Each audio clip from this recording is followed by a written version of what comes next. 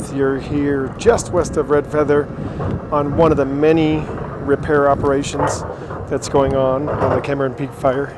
This is Dominant Dirtworks excavator operator, and his particular mission right now is to get all the limbs and debris from the Danglehead processing operation into piles that can be then later burned by the Forest Service in a safe manner. That's usually done in the winter.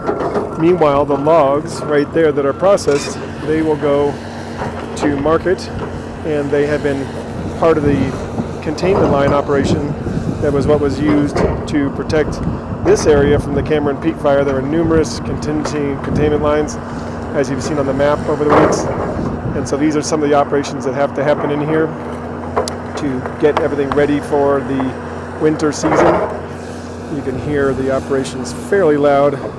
It is on a remote road out here, not near a residential area.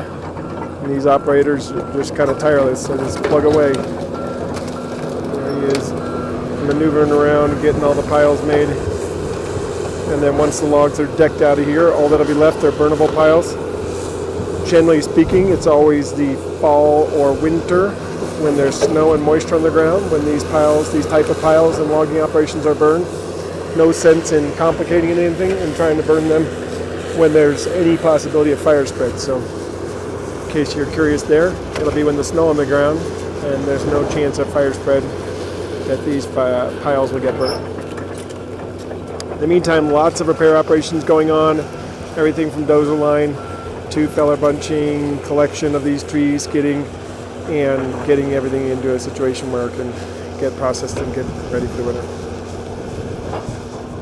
To a degree, it definitely is a race against time with the snow. There's snow mixed in these piles right here. You can see right there in the foreground.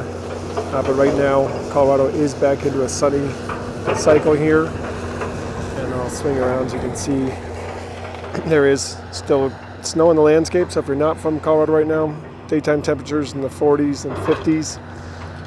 Nighttime temperatures 20s and sometimes even lower.